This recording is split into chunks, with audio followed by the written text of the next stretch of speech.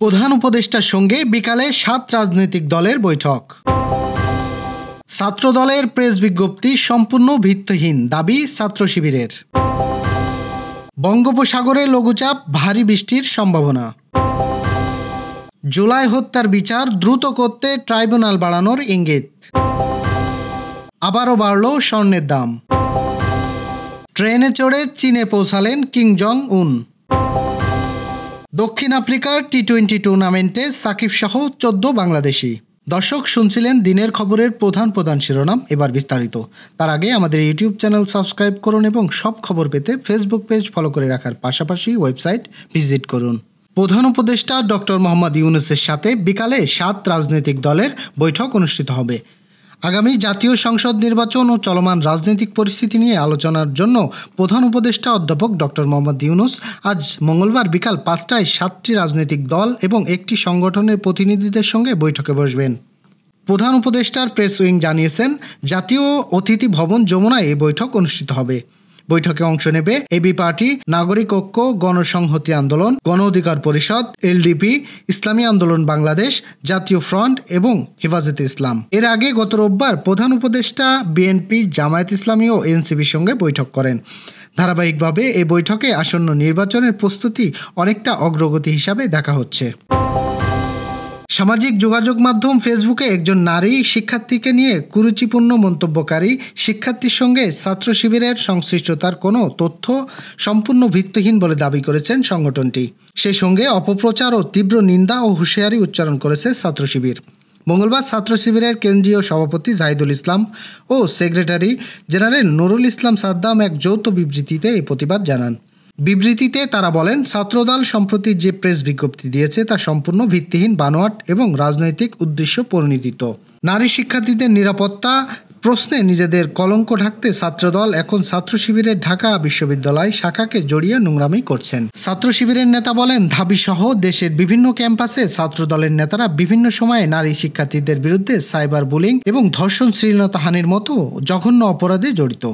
নারী ও শিক্ষার্থীদের মানসম্মান ধ্বংস করা নোংরা রাজনীতিতে ছাত্রদল ফ্যাসিস্ট ছাত্রলীগের মতোই মুদ্রার এপিটোপিট। তাদের হাতে 2002 সালে বুয়েটের মেধাবী নারী শিক্ষার্থী সাবিকুন নাহার সোনির রক্ত লেগে আছে। ছাত্রদলের হাতেই ঢাবির সাবিকুন নাহার হলে 2002 সালে শত শত নারী শিক্ষার্থীর নির্যাতন ও ধর্ষণের শিকার হয়। অথচ আজ তারাই উল্টো ছাত্র শিবিরকে অভিযুক্ত করছে, যা ধৃষ্টতা ও মিথ্যাচারের সীমা অতিক্রম করে। আবহাওয়া অফিস জানিয়েছে, বঙ্গোপসাগরে একটি লঘুচাপ সৃষ্টি হয়েছে, যা আরও ঘনীভূত হতে পারে।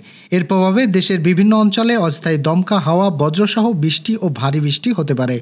মঙ্গলবার সকাল 9টা থেকে পরবর্তী 120 ঘন্টার পূর্বাভাসে এ তথ্য জানায় আবহাওয়া অফিস। আবহাওয়াবিদ তরিফুল নেওয়াজ কবির জানান, উত্তর পশ্চিম বঙ্গোপসাগরে বর্তমান লঘুচাপ বিদ্যমান। মৌসুমী বায়ুর বায়ুতংশ রাজস্থান, উত্তরপ্রদেশ, মধ্যপ্রদেশ, বিহার, গয়েশ্বর, পশ্চিমবঙ্গ লঘুচাপের কেন্দ্র এবং বাংলাদেশের দক্ষিণাঞ্চলের হয়ে আসাম পর্যন্ত বিস্তৃত। বাংলাদেশের উপর মৌসুমী বায়ু মোটামুটি সক্রিয় আর উত্তর বঙ্গোপসাগরের মাঝারি অবস্থায় রয়েছে। তিনি আরও জানান, খুলনা, বরিশাল, চট্টগ্রাম, সিলেট বিভাগের অনেক জায়গায় এবং রংপুর, রাজশাহী, ঢাকা, ময়মনসিংহ বিভাগে কিছু কিছু জায়গায় অস্থায়ী দমকা হাওয়াসহ হালকা মাঝারি ধরনের বৃষ্টি, বজ্রবৃষ্টি হতে পারে। সেই সাথে খুলনা, বরিশাল, চট্টগ্রাম, সিলেট বিভাগেও কোথাও কোথাও ভারী থেকে অতি ভারী বর্ষণ হতে পারে। সারা দেশে দিনের তাপমাত্রা 1 থেকে 2 ডিগ্রি সেলসিয়াস কমতে পারে এবং রাতের তাপমাত্রা সামান্য কমতে পারে। বাধিত 5 দিন বৃষ্টিপাতের প্রবণতা বাড়তে পারে বলে জানিয়েছে সংস্থাটি। জুলাই হত্যার বিচার তাড়াতাড়ি শেষ করতে ট্রাইব্যুনাল বাড়ানোর ইঙ্গিত দিয়েছে অন্তর্বর্তী সরকারের আইন উপদেষ্টা ডক্টর আসিফ নজরুল। মঙ্গলবার আন্তর্জাতিক অপরাধ ট্রাইব্যুনাল পরিদর্শন শেষে তিনি একথা জানান। আসিফ নজরুল বলেন, 2024 সালের জুলাই-আগস্টের গণহত্যা বিচারকে সর্বোচ্চ গুরুত্ব দিচ্ছে সরকার। বিচারের গতি সন্তোষজনক। তিনি আরও বলেন, বিচার কাজ দ্রুত শেষ করতে আরও বাড়াতে হতে পারে ট্রাইব্যুনালের সংখ্যা। আইন উপদেষ্টা বলেন, বিগত সরকারের হত্যা, গুম, নির্যাতন সহ সব ধরনের অপরাধের বিচার বিষয়ে আমরা প্রতিশ্রুতিবদ্ধ। দেশের গণতন্ত্র পুনরুদ্ধারের স্বার্থে আমাদের ন্যায় বিচার করতে হবে। প্রসঙ্গত, জুলাই-আগস্ট আন্দোলনের সময় সংগঠিত মানবতা বিরোধী অপরাধের বিচারের কার্যকাল বর্তমানে বেশ জোরসোরেই চলছে। এরই মধ্যে একাধিক মামলার আনুষ্ঠানিক অভিযোগ গঠন, সাক্ষ্য গ্রহণ চলছে। সাবেক প্রধানমন্ত্রী শেখ হাসিনার মামলাও সাক্ষ্য গ্রহণ প্রায় শেষ পর্যায়ে। বাংলাদেশ জুয়েলারি অ্যাসোসিয়েশন বাজুস দেশের বাজারে স্বর্ণের দাম পুনরায় বৃদ্ধি করেছে। সোমবার রাতে প্রকাশিত এক বিজ্ঞপ্তিতে বাজুস জানিয়েছে 22 ক্যারেটের স্বর্ণের দাম ভরিতে 1,470 টাকা বৃদ্ধি পেয়ে 1,75,778 টাকা নির্ধারণ করা হয়েছে। নতুন দাম মঙ্গলবার থেকে কার্যকর হবে। বিজ্ঞপ্তিতে জানানো হয়েছে জাতীয় বাজারে বেজবি স্বর্ণের মূল্য বেড়েছে। এই পরিস্থিতিতে সার্বিক বাজার পরিস্থিতি বিবেচনায় নতুন দাম নির্ধারণ করা হয়েছে। নতুন দাম অনুযায়ী দেশের বাজারে প্রতি ভরি 22 ক্যারেটের স্বর্ণের দাম পড়বে 1,75,788 টাকা। এছাড়া 21 ক্যারেটের প্রতি ভরি 1,67,798 টাকা, 18 ক্যারেটের প্রতি ভরি 1,43,829 টাকা এবং সনাতন পদ্ধতির প্রতি ভরি স্বর্ণের দাম পড়বে 1,19,043 টাকা নির্ধারণ করা হয়েছে।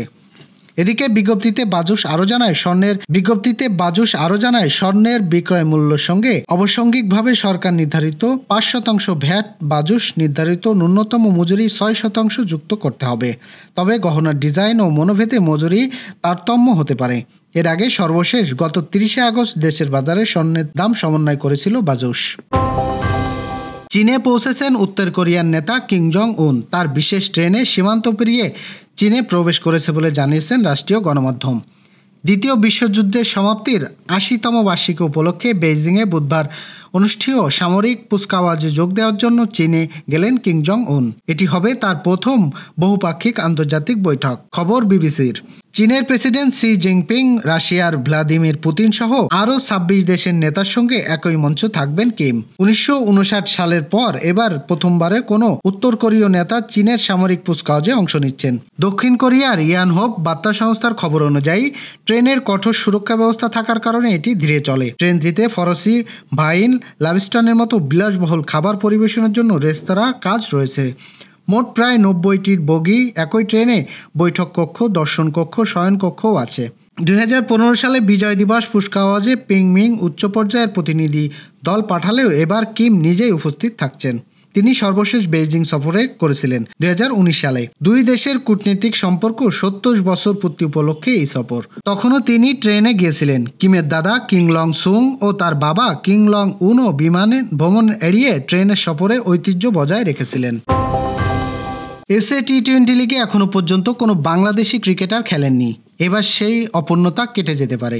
দক্ষিণ আফ্রিকার জনপ্রিয় ফ্র্যাঞ্চাইজি টুর্নামেন্টের খেলোয়াড় নিলামে আছেন সাকিব আল হাসান সহ 14 ক্রিকেটার। বাংলাদেশের বর্তমান টি-20 দলের প্রায় সবাই আছেন এই তালিকায়। শুরুতেই 23 ক্রিকেটারের নাম দিয়েছিলেন, চূড়ান্ত তালিকায় বাদ পড়েছেন 10 ক্রিকেটার। নাম থাকা বাংলাদেশি খেলোয়াড়রা হলেন সাকিব আল হাসান, মুস্তাফিজুর রহমান, লিটন কুমার দাস, মেহেদী হাসান মিরাজ, শরীফুল ইসলাম, তানজিম হাসান সাকিব, শেখ মেহেদী হাসান, তাইজুল ইসলাম, তাওহিদ হৃদয়, শামীম হোসেন পাটোয়ারি, তানজিদ হাসান তামিম, হাসান মাহমুদ, নাহিদ রানা ও জাকের আলী। আগামী 9 সেপ্টেম্বর জোহেন্সবার্গে বসবে নিলাম। নিলামে উঠবেন 541 ক্রিকেটার, যাদের মধ্যে 241 জন বিদেশি। তালিকায় বাংলাদেশে ছাড়াও আছেন ইংল্যান্ড, অস্ট্রেলিয়া, নিউজিল্যান্ড, শ্রীলঙ্কা ও পাকিস্তানের তারকা ক্রিকেটাররা। এই ছিল দুপুরের আয়োজন। রাতের খবর দেখার আমন্ত্রণ রইল। সেই সঙ্গে এতক্ষণ সাথে থাকার জন্য ধন্যবাদ।